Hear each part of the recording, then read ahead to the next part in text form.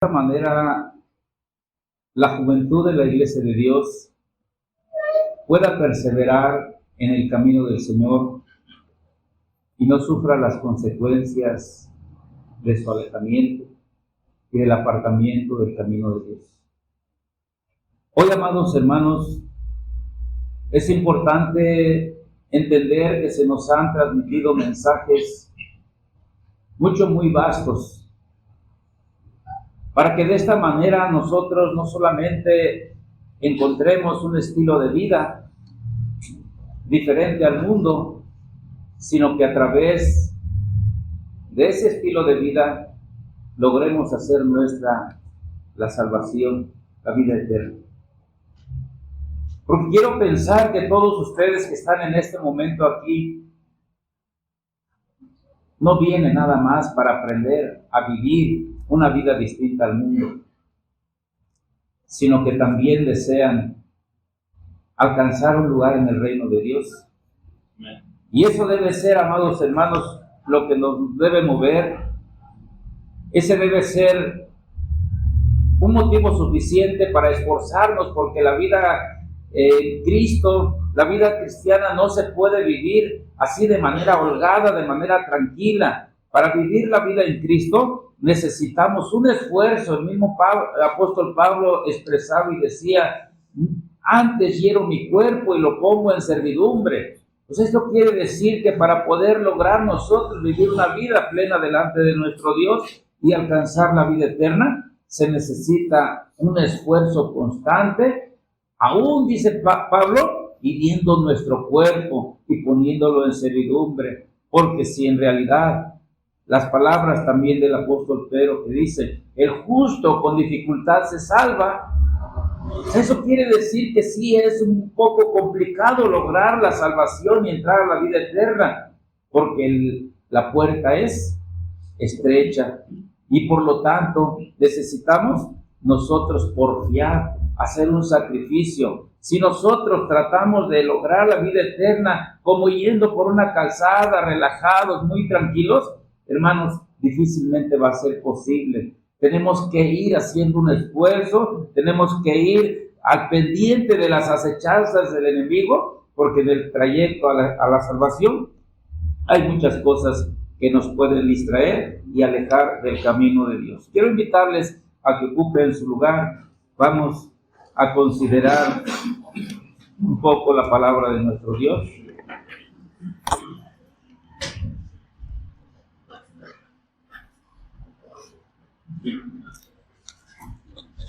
Todos estamos aquí en este momento con el propósito de ser instruidos. Y ya se ha cumplido, hermanos. Yo creo que si en este momento pudiese decirles, hermanos jóvenes: paz a vosotros, Dios les bendiga, nos iríamos contentos, porque los mensajes han sido muy puntuales. Y les decía a los hermanos: ya no me dejaron nada que decir, porque todos fueron muy precisos en los mensajes. Pero vamos a recapitular o vamos a tocar algunos puntos, no que sean diferentes, pero que tienen también una intención de edificarnos y de ponernos alertas de algunas cosas en nuestra vida espiritual. El hombre tiene que ser instruido en todo el trayecto de su vida.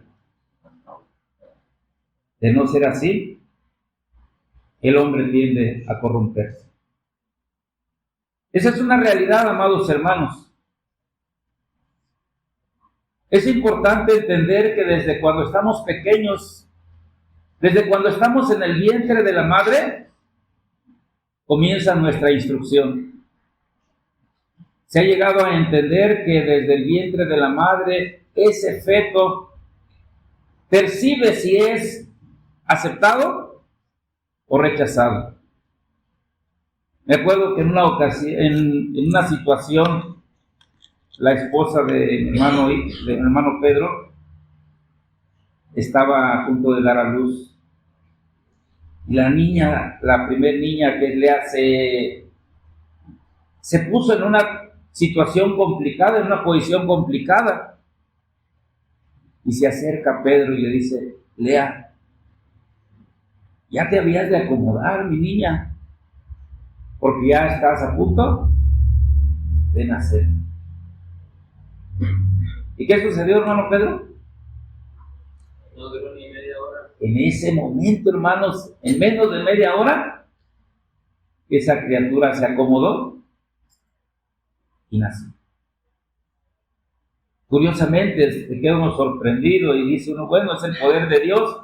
Pero los niños perciben, hermanos, desde esa etapa, el consejo, la instrucción. Si nosotros le cantamos allí, cerca de ese vientre de la madre, los niños van asimilando ya las cosas de Dios.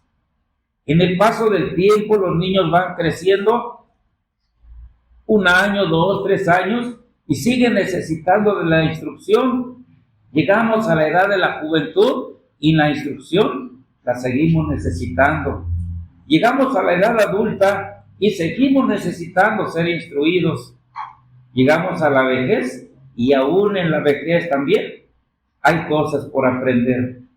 Y es necesario entender que tenemos nosotros que estar en constante instrucción, porque de otra manera, cuando el hombre no se instruye, tiende a corromperse y tiende a perder el rumbo en su vida espiritual, hablando de nosotros como hijos de Dios, y en un momento dado se puede perder la esperanza de la vida eterna.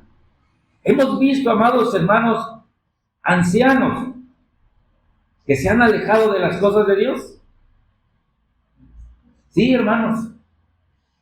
Sí, hemos visto en nuestra trayectoria como ministro, he visto algunos hermanos que se han desviado del camino y han renunciado a la salvación.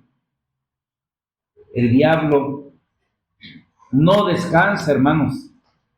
Desde la infancia está al acecho de nuestra vida. Y aún hasta la vejez, el diablo no descansa. Porque, hermanos, si acaso no lo hizo en la infancia o en la juventud, dice: voy a ver si ahora en esta etapa de la vejez lo desvío, lo distraigo y lo hago que renuncie a la búsqueda de la salvación. Por lo tanto, jóvenes, la instrucción se nos ha dado. Sigan instruyéndose, deben seguirse instruyendo a sí mismos, deben buscar la instrucción de Dios para que de esta manera no se corrompan y no llegue el momento en que las tendencias hacia la salvación sean cambiadas por una tendencia hacia la maldad o hacia los placeres del mundo. Quiero hacer hincapié a que en esta trayectoria de vida necesitamos nosotros estar al pendiente, porque cuando no nos instruimos caemos en una condición de desconocimiento de la voluntad de nuestro Dios y vemos, ¿verdad?, hasta qué grado podemos llegar. Carta a los Efesios, capítulo 4,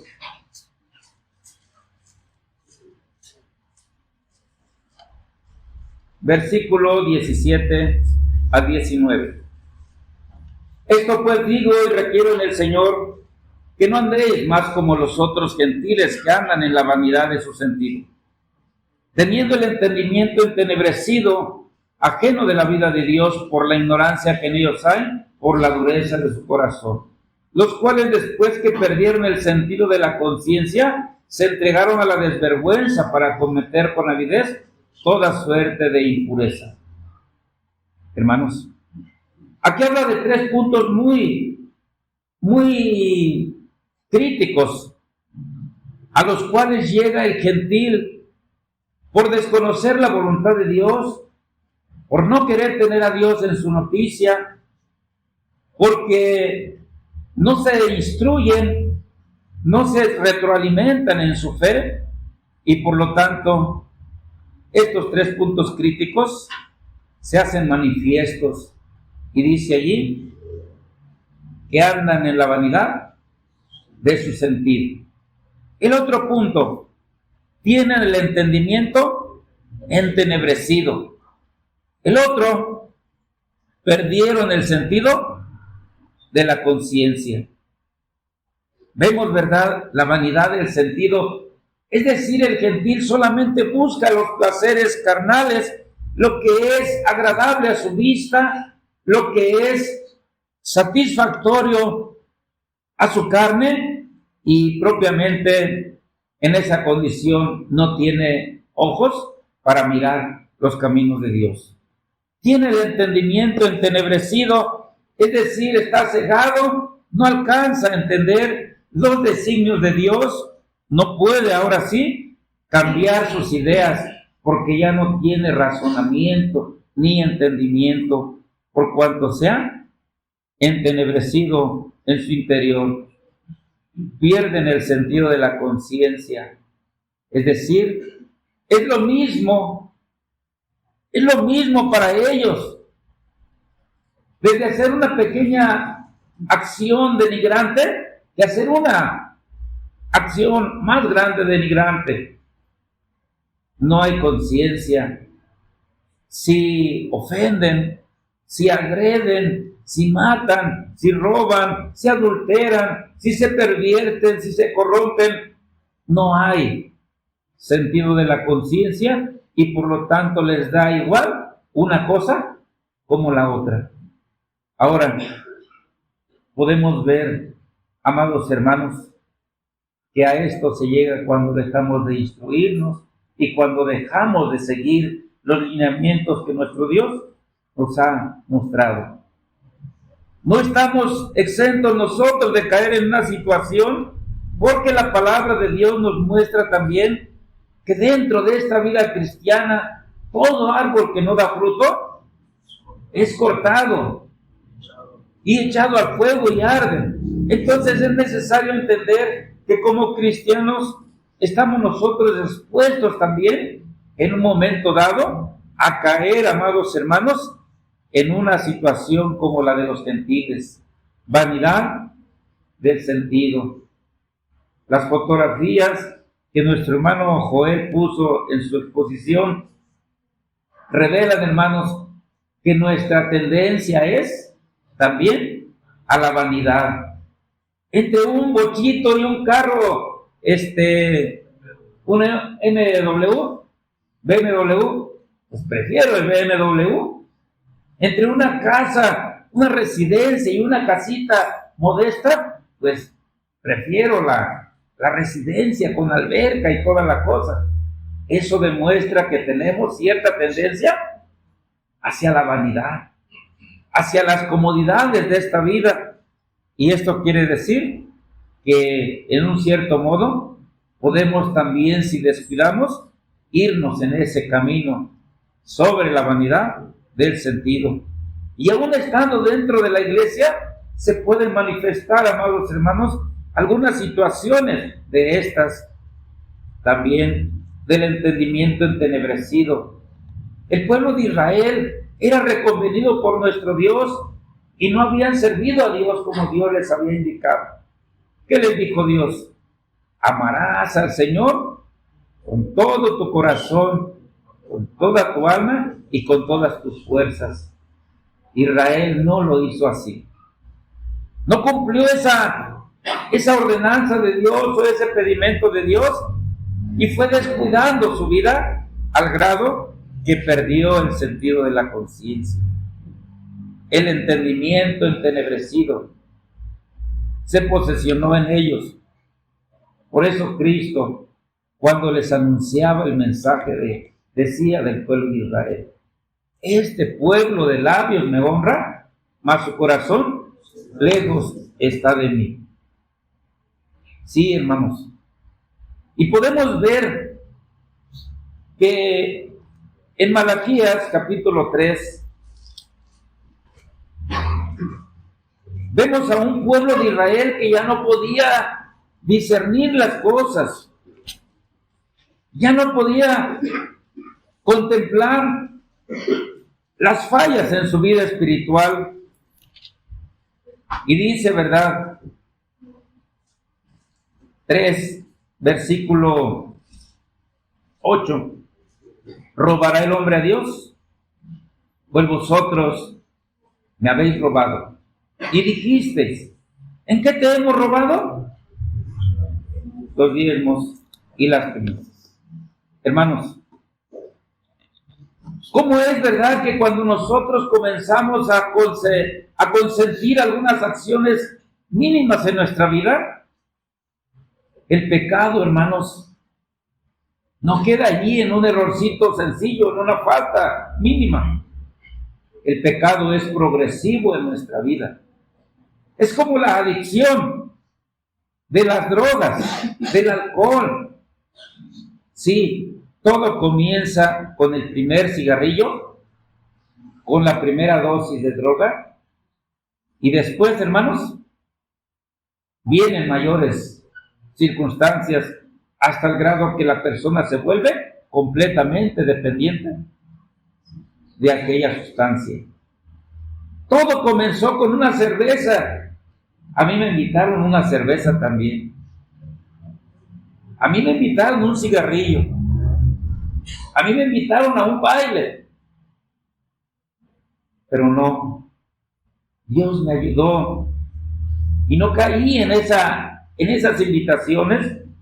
Por lo tanto, cuando nosotros consentimos alguna falta, algún error, algún detalle que es contrario a la voluntad de nuestro Dios, estamos propensos a consentir la segunda invitación. Y después se puede venir otro tercero. Y se va intensificando cada vez más la vida de pecado. Y a veces llegamos con la idea de que, ¿qué de malo tiene tomarse una cerveza? Nada más es una. ¿Qué de malo tiene esto otro? Y comenzamos nosotros a consentir hasta el grado que llegamos a convertirnos en cristianos muy liberales y que en un momento dado ya no podemos discernir entre lo que es en realidad una vida cristiana santificada delante de nuestro Dios, como lo hizo el pueblo de Israel. Es cierto que este punto, amados hermanos, sobre el diezmo, lo estaba reclamando Dios al pueblo de Israel. Y cuando nuestro Dios les dijo, ¿robará el hombre a Dios? Y luego él responde mismo, sí, vosotros me habéis robado. ¿Y qué dijo el pueblo? ¿En qué te hemos robado? No se daba cuenta que estaban cometiendo un desacato a la ley de Dios, a un mandato que él había dado, y ya para ellos era normal no cumplir con sus diezmos y sus primicias. De la misma manera aplica para otras cosas más en nuestra vida espiritual. Si nosotros comenzamos a consentir el pecado en nuestras vidas, vamos a llegar al grado de perder la percepción de lo bueno y de lo malo. Vamos a llegar a considerar lo bueno malo y lo malo bueno. Y hermanos, en alguna ocasión ustedes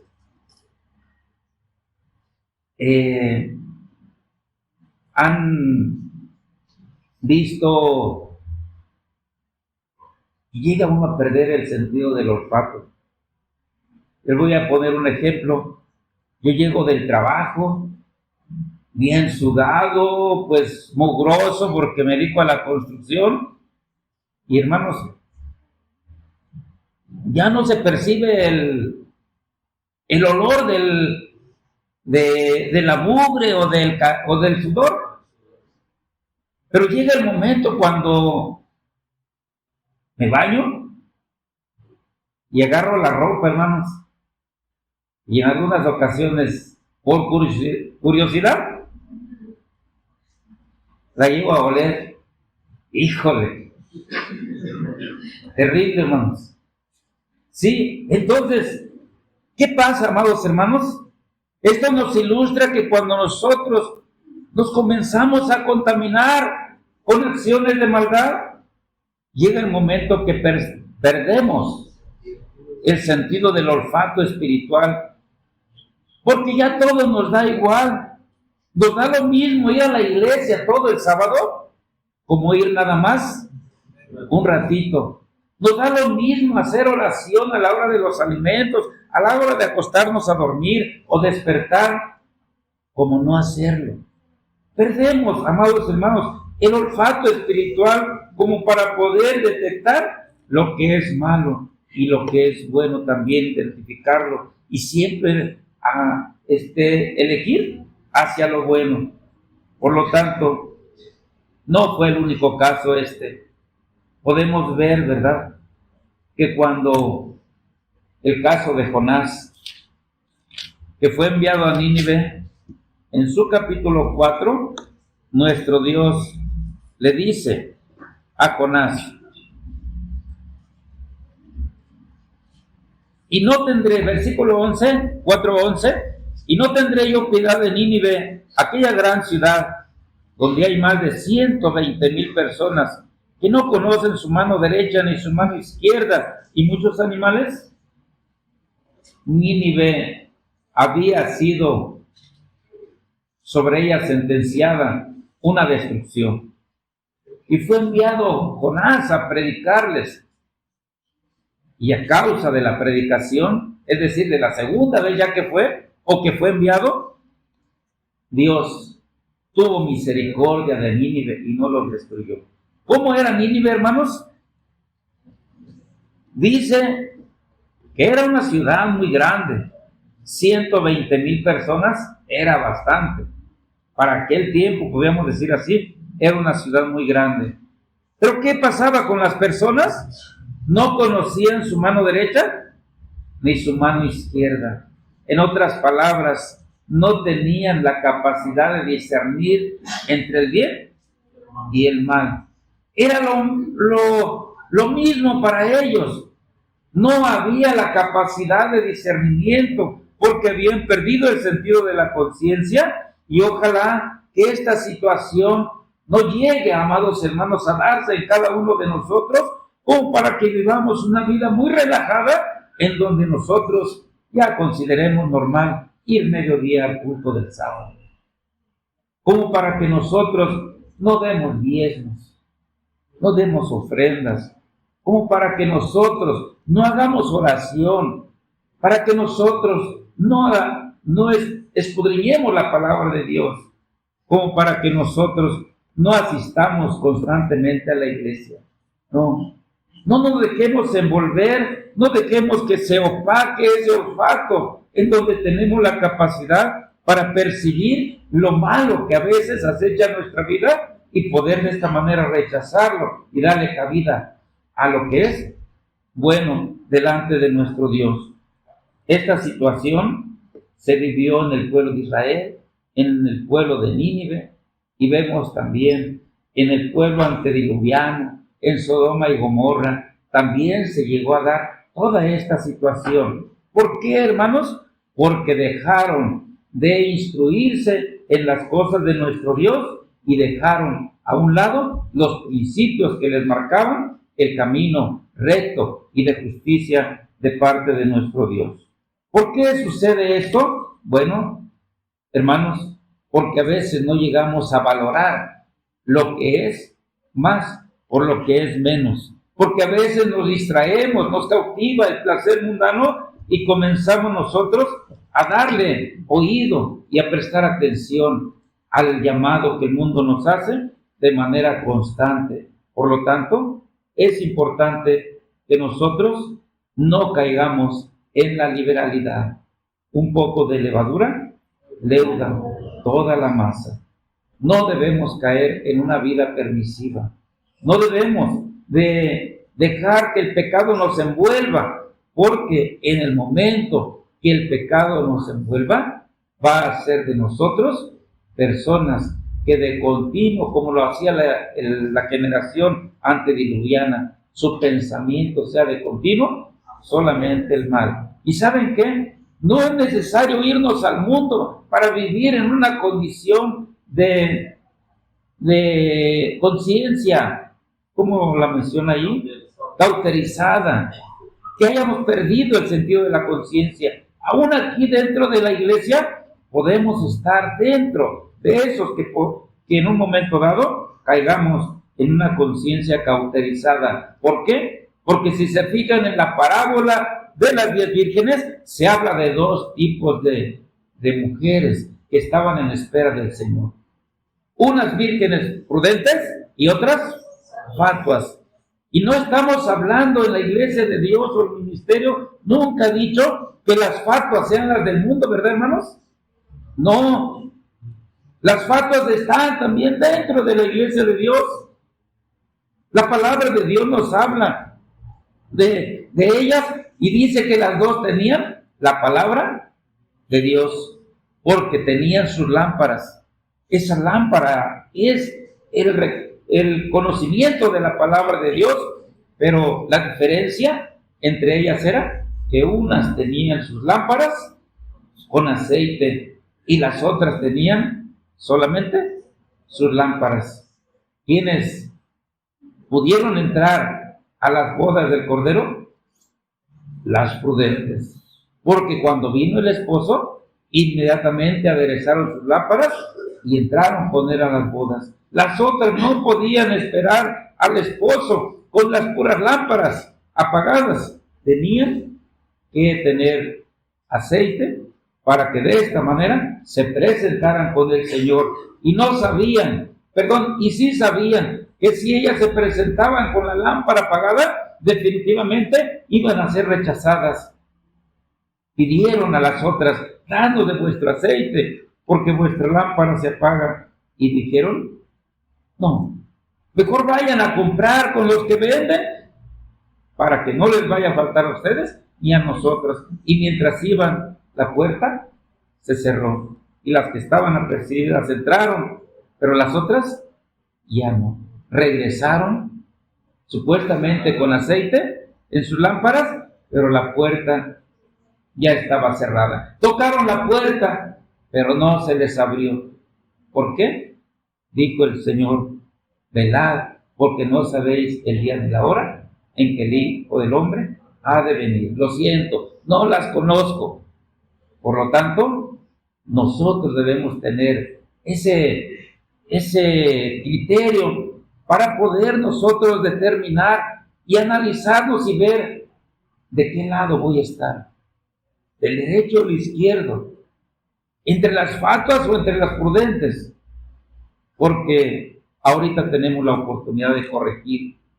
Pero si seguimos así y el Señor nos encuentra, hermanos, cuando Él venga ya no habrá lugar para arrepentimiento, como dijo el apóstol en relación a Esaú. Aunque la procuremos con lágrimas, no será posible conmover la misericordia de Dios, porque la misericordia de Dios es manifestada en este tiempo.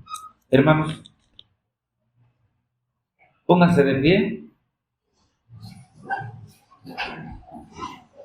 y vamos a ver lo que dice nuestro lema. ¿Cómo dice, hermanos?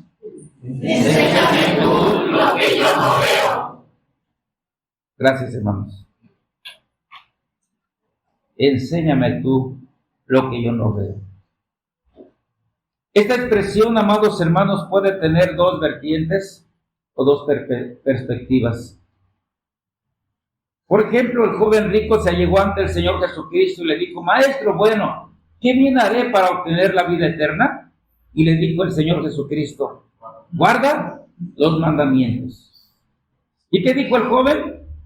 Señor, todo esto he guardado desde mi juventud, ¿qué más me falta? Podemos decir que en un cierto modo esta expresión puede ser de alguien que ha estado apegado a la voluntad de nuestro Dios y que le está pidiendo al Señor: Señor, si me falta algo que no haya yo percibido, ayúdame para cumplirlo. Si hay algo todavía que no he dejado de mi vida, ¿sabes qué, Señor? Ayúdame a entenderlo para poder echarla de mí, porque quiero tener un lugar en tu reino. Pero también puede ser una expresión de alguien que se esté haciendo el disimulado. Ocupen su lugar, hermanos. Enséñame lo que yo no veo. El Señor sí me va a hacer ver lo que yo no veo si yo soy sincero con Él. Si yo en realidad, amados hermanos, tengo el anhelo de servirle con todo mi corazón, el Señor me va a hacer entender y me va a mostrar lo que yo no veo. Pero el Señor no me va a hacer que yo vea lo que yo no quiero ver. Por ejemplo, mi hermano diácono Caín Ángeles nos acaba de hablar de los matrimonios mixtos, de la relación con el mundo, de las decisiones erróneas, de tomar una pareja de afuera y todo lo que implica. Me quedo sorprendido que esta situación ha sido muy tocada en las reuniones juveniles. ¿Por qué, hermanos? Porque no obstante haber advertido y haber prevenido, hermanos, los matrimonios mixtos y los noviazgos mixtos siguen latentes dentro de la fraternidad juvenil. No se ha podido corregir y me quedo sorprendido porque fíjense bien que hay casos donde el padre o la madre se unieron en matrimonio mixto y ¿saben qué? El hijo o la hija está repitiendo la misma historia, hermanos. El patrón que los padres transmitieron se está repitiendo. No obstante ver a la hija y al hijo sufrir a su madre y ver cómo batalla contra el padre, quizás alcohólico, maldiciente, borracho, infiel, quizás golpeador. Y aún así, el hijo y la hija se tornan a seguir manteniendo el mismo patrón dentro de su vida. Hermanos, ¿ya nos hizo ver nuestro Dios esto? ¿Ya nos hizo ver 1, 2, o 3, o 4, o 5 veces, o 10, que el matrimonio mixto no es conforme a la voluntad de Dios y que trae repercusión en nuestra vida? Sí, hermanos. No me responden, pero yo no sé si hay una cierta, pues ahorita, como les dijera, a lo mejor, ahí se me fue la palabra,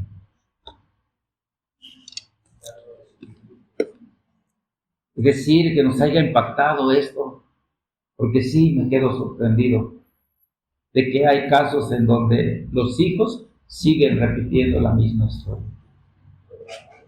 Sí.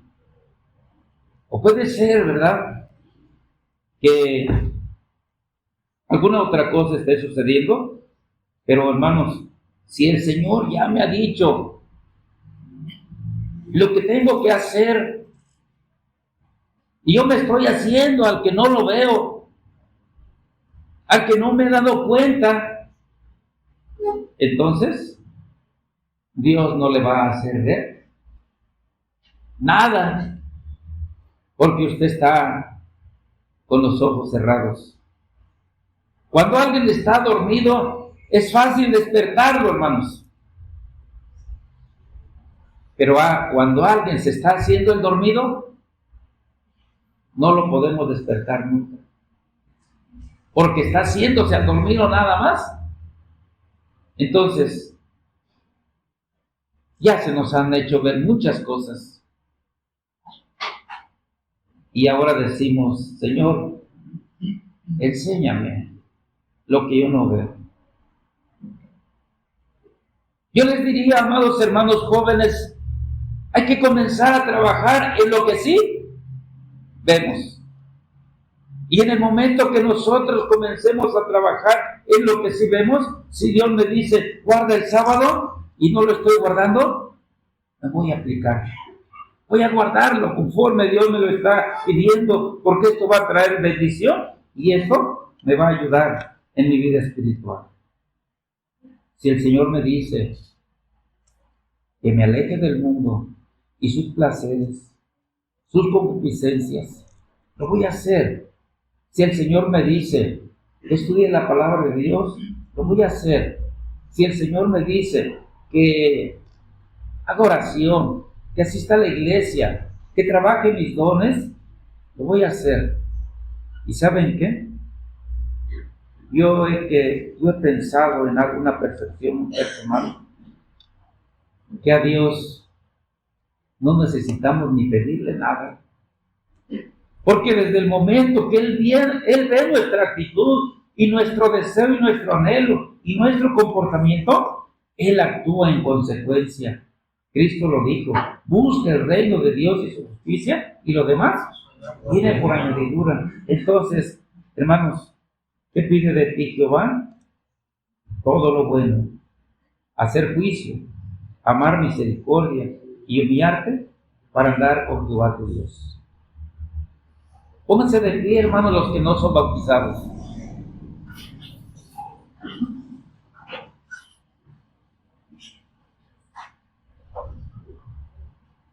Hermanos, 90%, a ver, siéntense. Y los que sí son bautizados, pónganse de pie. Híjole. Un 80%, un 85% no son bautizados. Y un 15% sí. Sigan sentados, hermanos. Enséñame tú lo que yo no veo.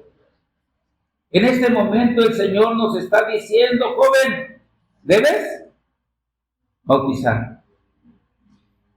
¿Cuántos se van a bautizar en este año?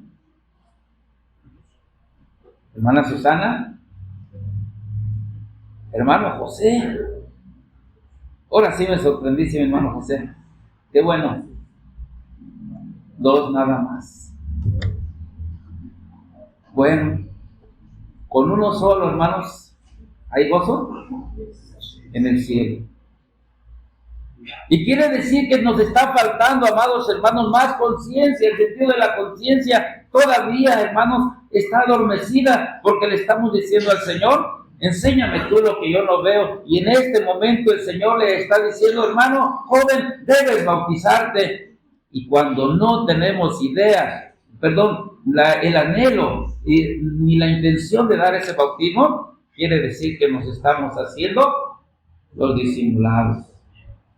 Estamos haciendo los dormidos, al que no veo.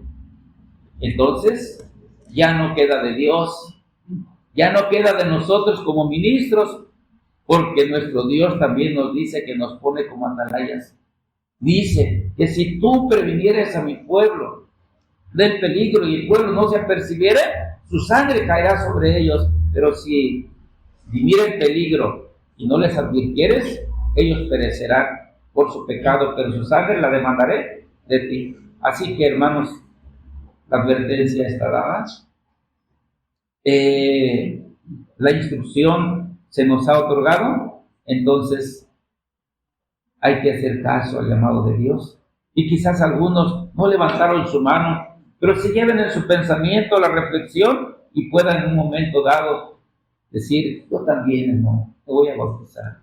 Llegando a su iglesia, hermano pastor, quiero que me dé las pláticas bautismales, porque he tomado la decisión de bautizarme, porque creo que ya es tiempo y creo que debo apercibirme para poder tener vida eterna. ¿Cuántos? Levanten su mano, ¿cuántos deseamos vida eterna? Amén. Híjole, son hartos. Sí, la mayoría quiere la vida eterna. Pero hermanos, hay una contradicción aquí, porque queremos vida eterna sin compromisos. Queremos vida eterna sin dar muestras de fe. Y así no es posible. Hay un hermano, parece que mi hermano Cruz hablaba de reciprocidad. No podemos tener vida eterna si nosotros no damos una muestra de fe. El que creyere y fuere bautizado, este será salvo. El que no, será condenado. Hermanos, hubo una persona que en una ocasión, en una competencia de carreras de 10,000 metros, no se inscribió en la competencia. Y fue corriendo junto con los que sí se habían inscrito en la competencia. ¿Y qué creen? Llegó, hermanos, primero que todos los que sí se habían inscrito. ¿Y qué pasó cuando concluyó la carrera? ¿Ustedes creen que fue coronado? No, hermanos, no le dieron nada. Aunque él haya llegado primero, no le dieron nada de trofeo. Hermanos, no corramos a la deriva.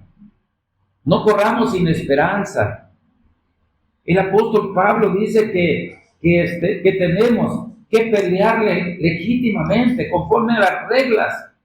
Entonces, si usted quiere vida eterna, hermanos, apresúrese a inscribirse. Y la inscripción es a través del bautismo.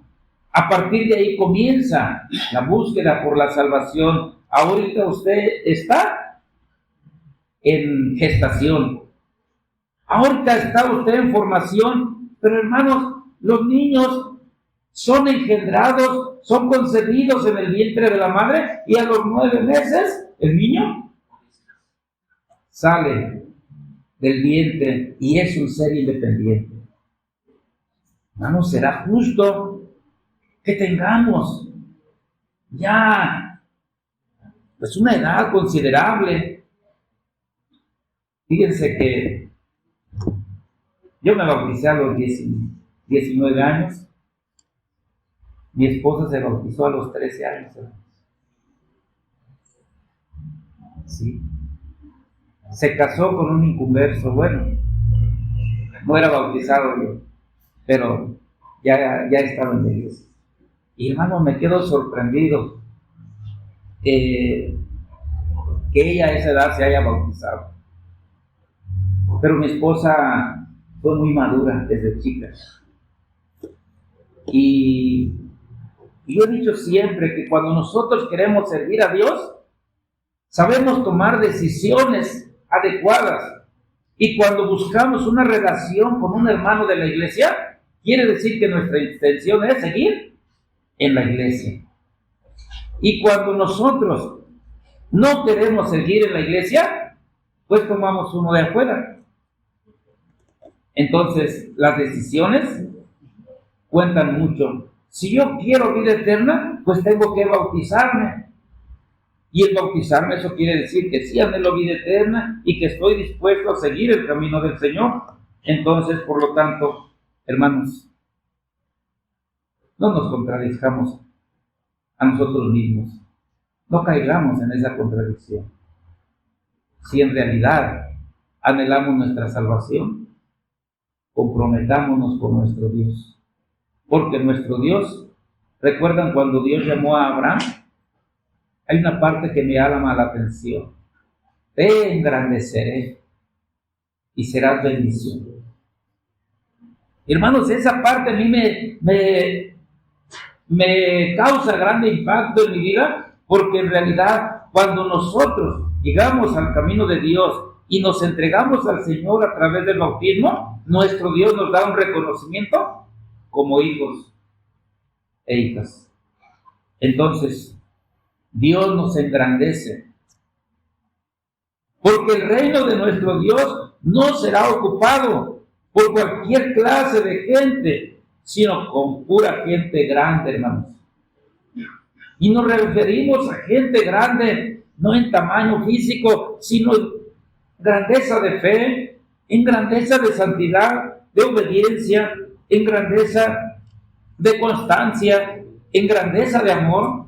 Entonces, por lo tanto, todo esto es necesario entenderlo, que el Señor tiene razón en exigirnos santidad, consagración, entrega y, en principio de cuentas, el bautismo que nuestro Dios dejó establecido para que de esta manera vayamos en pos de la vida eterna. Dios no quiere solamente tu talento, hermano. Yo he entendido que la parte principal, porque muchos jóvenes que son músicos se han entregado a la música tanto así, pero ¿qué pasó su vida espiritual? ¿Cuántos han pensado en el bautismo? La mayoría de los músicos no piensan en su salvación, porque si pensaran en su salvación ya debieran de haberse bautizado. Hay que pensar en ello. Dejen la música un poquito a un lado, no en su totalidad, no estamos diciendo que renuncien, y hay que pensar en su salvación. Porque si ustedes son excelentes músicos y tocan de manera maravillosa, hermanos, eso no les va a ser suficiente para su salvación, si no son bautizados. Entonces, por lo tanto, hay que pensar seriamente en su salvación. Busquen la forma de ser hijos de Dios antes de ser excelentes músicos, porque eso es un don y tendrá remuneración una vez que ustedes sean bautizados, porque sin ser bautizados no podrán tener remuneración, porque están corriendo fuera de la pista y no se han inscrito en la competencia para ir en busca de la vida eterna. Así que primero está la salvación y después los dones para poder servir dentro de las iglesias. Entonces, cuando nosotros pongamos atención a ella, hermanos, entonces Dios nos va a ir guiando. Dios nos va a hacer ver las cosas que no hemos visto para poder perfeccionar más y más nuestra vida, para que de esta manera podamos seguir creciendo en nuestra vida espiritual. Daniel era un varón de deseos, y si usted tiene en realidad un vivo deseo de servir al Señor y de alcanzar las promesas de Dios, hermanos, es momento de actuar. Quiero invitarles a que se pongan de pie y leamos Hebreos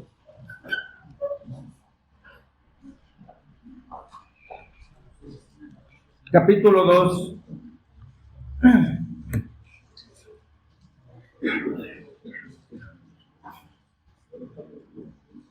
Versículo 1 al 3. Si ya están ahí, hermanos, vamos a la lectura. Por tanto, es menester que con más diligencia atendamos a las cosas que hemos oído, porque acaso no nos escurramos.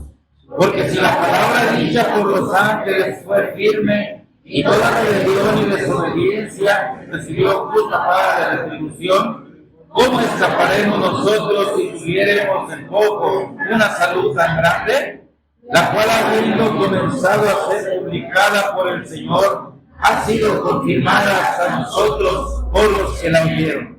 Amén. Sí, hermanos, Dios les está diciendo: mira, hijo, aquí está la salvación, yo te la quiero otorgar, quiero que tú la tomes y la hagas tuya. Así que, hermanos, no menospreciemos esa grande misericordia de nuestro Dios, porque puede ser que perdamos la oportunidad, puede ser que la vida se termine el día de hoy y no estando completamente en orden con el Señor, perdamos ese anhelado premio de la vida eterna. Dice allí: atendamos a las cosas que hemos oído, porque acaso no nos escudamos. Dios nos dice: he aquí yo estoy a la puerta y llamo. Si alguno oye mi voz y abre la puerta, entraré a él y cenaré con él y él conmigo. Les quiero mencionar una anécdota. Una vez una madre le dijo a su hijo: hijo, tráeme, no recuerdo qué cosa, tráeme esto de tal parte, ahí está, le dio las señas. Y corre el hijo y no las veía por ningún lado. Mamá, no las encuentro. Va y la madre la agarra de la oreja, hermano, y lo lleva. Hijo, mira, aquí está, mira. No fue el hermano Misael, no. Y hermanos, ¿qué queremos? Que Dios nos lleve así de la oreja, nos diga: aquí está. Esto es lo que quiero que veas. Ya nuestro Dios nos lo ha hecho ver. Y hermanos, yo espero que Dios pueda ser atendido de nuestra parte, porque con misericordia nos ha hablado. Si no lo atendiéremos, en un momento dado, nos puede hablar de una manera muy drástica, con un llamado fuerte, y no aprendamos a la mala, sino aprendamos a la buena. Dios les bendiga. Pasa a vosotros.